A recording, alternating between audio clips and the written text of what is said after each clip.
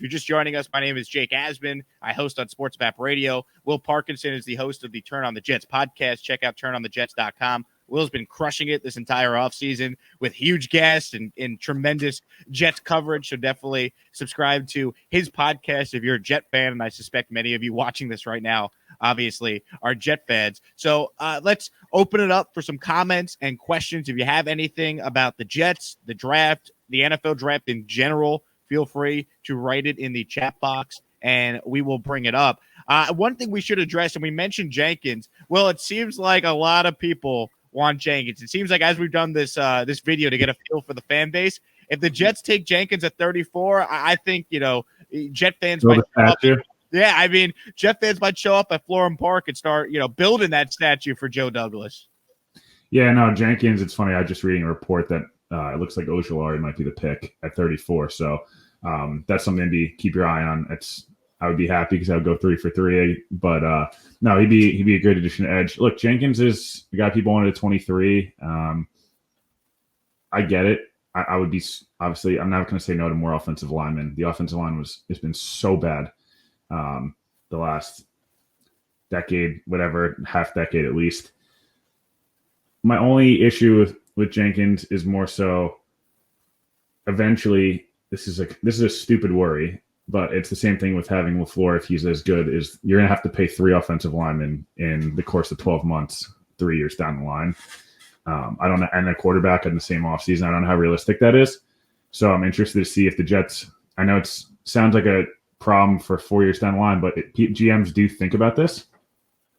Jenkins would probably be the pick at 34, him or Ojulari or JOK, like I mentioned. I think they either trade back or go one of those 3 guys. So, yes, Jenkins could be a stud. He'll probably play right guard this year, and then they'll cut Fant next year for no money and kick him out to right tackle and then have to fill in a guard in free agency. But it's an interesting possibility. Again, very interesting possibility. Feels great to finally have a competent GM. My guy Doug in the comments makes the point that I think every Jet fan feels. Anyone, and I just checked my mentions on Twitter, and someone was like, "How could they trade up 3rd-round picks when they have all these needs?" And it's like, well, because they had a massive need at guard, and they got a guy that might be the best guard of the draft that still have plenty of picks over the next 2 drafts to fill out the rest of this roster. I see that we have a comment here from Ari who writes in. Can you see the Jets drafting Javonte Williams? I'll let you take this one, Will. To me, obviously running back, can't say it's not a need, but at the same time, I'm okay if the Jets kind of go running back by committee with what they have, maybe take a flyer on a guy in the later rounds, because I just think ultimately the offense they're running, the scheme they're going to have, it's just going to look light years better than anything we've seen over the last couple of years. And I think that by default will make this offense more productive, especially with the running attack. Yeah, I don't think at 34 they could do that yet. I still think they have too many needs, and there's too many holes on this roster that they can address with high-level talent. Javonte is a really nice player. I'm kind of shocked he didn't go round 1 based on the run we saw at the end of round 1 on Etienne and Harris. I love Najee Harris. I was hoping he fell to 34 so we could have a different conversation. Same with Etienne. Kind of hate the fit for both of those guys. To be honest with you, Najee Harris is going to one of the worst offensive lines in football that got even worse. And now they're going to bring in a running back. It doesn't really make a lot of sense to me.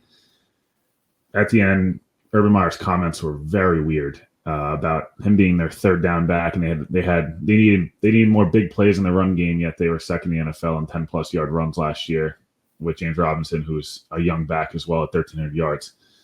The Jets need to add a running back in this draft. Like, they're not going into next year with Tevin Coleman, P. Ryan, Ty Johnson as their running back room in a scheme where they need to have competent runners and pass catchers. Do I think they need to take a running back at 34? Probably not. I think maybe you trade back, or if you trade up in round 3, Jevian Hawk. There's a lot of guys in this draft. Mm-hmm. Chuba Hubbard potentially, although I don't know if he's a great scheme fit. But running back is fine. I just think that at this point you're not really benefiting yourself. There's just so many options at tackle, edge, corner, receiver, even tight end for that matter. Before I'd go running back, to be honest with you. Jonathan's a great player, though, and he'll fit really well and probably, I don't know, maybe he'll end up in Buffalo and be a stud. Who knows? You never know. John writes in, what's the next need that will be targeted by JD in this draft? As we said kind of throughout, have a lot of needs. You could go O-line. You could take JOK if you stay at 34. Obviously, Jenkins there at 34 is an option. You could trade down and maybe still get one of those type of players if you move back 5 to 7 spots and recoup some draft capital. So need-wise, they won 2 games. They have needs all over. You really can't go wrong if you're the Jets unless like you drafted, another quarterback at 34, which obviously would never happen.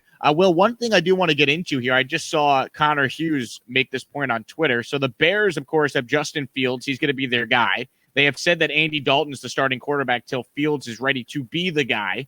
Now, that means Nick Foles could be available. The Jets do need a backup quarterback. Nick Foles will get his money regardless because it's guaranteed and the Bears would have to pay it. Nick Foles is a backup to Zach Wilson. I can see that making some sense. Obviously, Joe Douglas has the connection to Nick Foles. They were together when Nick Foles was the Super Bowl MVP. Backup quarterback option-wise, Nick Foles would make a lot of sense if the Jets could acquire him for like a late-round pick that would cost them basically nothing. Yeah, I mean, the only thing with Foles that scares me slightly is that he's almost like too big of a name. I think that it kind of hurt the Bears botched that entire situation the last 12 months horribly, and there's no need to whatever. Foles is an interesting name. I think in Nick Mullins and Brian Hoyer, guys that have run this offense for their entire career. Nick Mullins had he'd be a home run for me only because he was a competent backup that won a few games and is young enough and knows the system. Again, Foles, they do need to get a backup quarterback in there. It's just kind of makes the James Morgan pick hurt so much more because that guy could have been a contributor last year.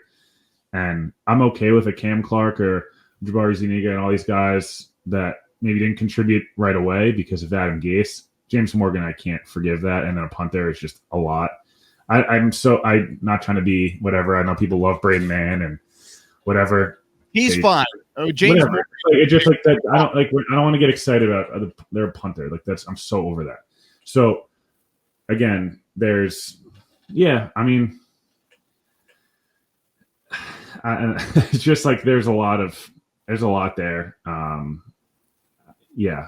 don't know. There's just a lot going on and a lot of senses with them. But yeah, the one thing I would say is I saw someone just kind of pop. Backup quarterback's tough because you hope you don't have to worry about your backup quarterback. Right. Foles is probably a better mentor, and I think Mullins probably is a better performer on the field, and it's kind of the balance of those two. Mullins makes sense because he knows the offense. Foles, the Joe D connection, maybe there's some value there. So they will do something at backup quarterback. That is certainly for sure. They have to. Mike White is not your backup quarterback, and you can't do it. It's impossible. No. And it just goes back to what you said. If you're going to knock Joe Douglas for any pick, the Morgan pick, a developmental fourth-round quarterback, it just didn't make any sense at the time. And, of course, still doesn't make sense now. Frank writes in, Nick Foles and Sherman or Nelson, we need at corner. Yeah, we talked about this earlier, Frank. I'm with you. I think if the Jets don't address cornerback high here in their second-round pick, which I don't think they will, I think there's certainly – a need to either bring back Brian Poole and still sign Richard Sherman or Steven Nelson. They have options. I think that's what's great about where the Jets are at right now. They have options in free agency. The corner market, it's totally dried up. No one's signing anyone right now. That will pick up post-draft. I think the Jets will be in the mix to certainly address that position. Yeah, the tier 2 more veteran free agency market is an interesting one. I don't know how active the Jets are going to be just based on look, if I'm Richard Sherman, the Salah appeal is huge, New York. But would you not rather go and sign with a team that's a game or two away from the Super Bowl and you can sign a smaller deal and go win another ring? It's an interesting dilemma. I think Sherman's an option. I would be shocked. Honestly, if he came here, I'd be super pumped. I think he'd be a great leader on the defense, and he still has a little bit of game left. Steven Nelson's probably more realistic. The Poole thing's a little weird because I thought they would have either re-signed him by now or signed a different slot corner. But again, I think Saleh really truly believes he can develop corners. He brought Jason Verrett in, who could not stay healthy, was not productive, was a bust, and then was incredibly good last year.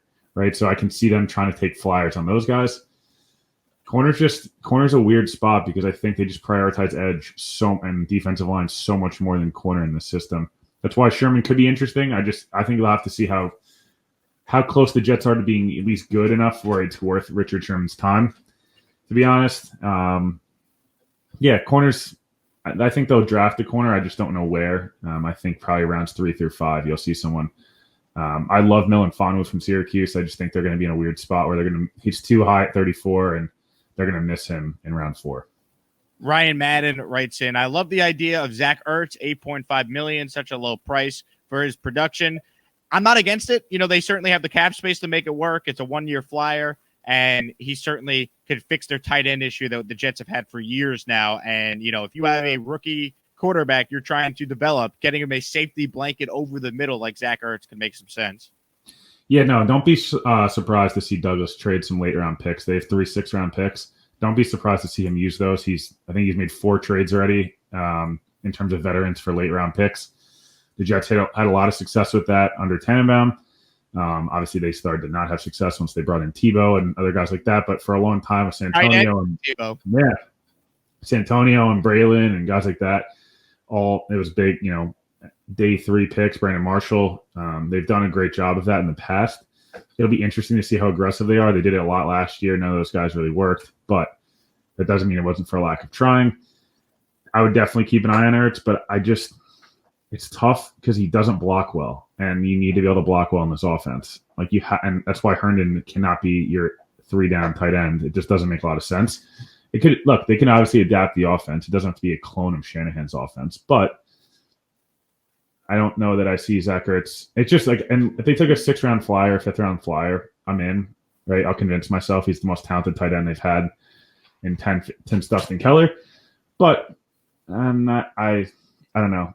We'll see how that goes. I think there's a better chance. Look, I know that they've checked. I'm sure they've checked it on Julio. I don't think it's realistic.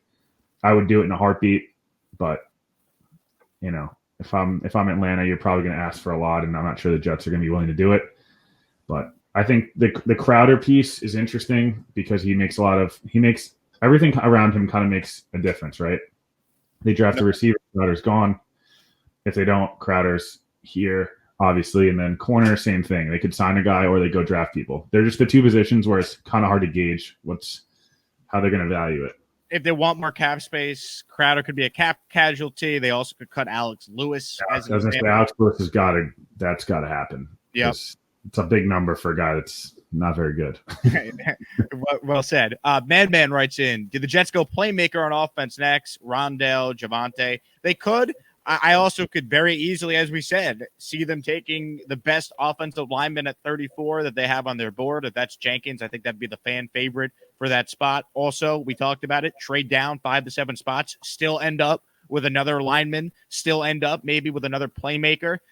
Anything the Jets do, it's going to be probably either best player available for a need or just it's going to be the perfect blending of the two because they have needs all over the place. So they got options. My feel, though, for those just tuning in, I think they trade out of 34 tonight. And the Joe Douglas move to me would be to move out of 34, still get a player you really like 5 to 7 spots down the board and recoup the draft capital you just used to get AVT. Douglas loves to play the board. He understands how to evaluate risk, reward, and value. That would be the value move for the Jets. Yeah, no, I think you hit the nail on the head. 34 feels like, I know I'm repeating myself here, but it feels like Ojulari, Jenkins, JOK, or a trade back. And in a trade back, I think that now opens up corner and receiver and running back because depending upon where they pick, the board could shake out that way. There'll be a run on receivers early today. There'll be a run on corners. There'll be a run on the rest of the offensive linemen that are there. There'll also be a run on quarterbacks. Now, I don't like literally Kellen Mond maybe, but I really do not like any of Davis Mills, I guess. Kyle Trask missed me with that one.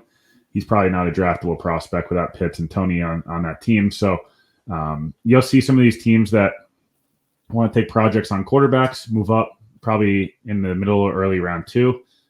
You'll see teams that need defensive or tackle help move up early in round 2. The Jets are in a great spot. I don't think there's a bad option. I don't think I'd love running back. And running back and tight end at 34, I'd probably pass. Everything else, I'm in.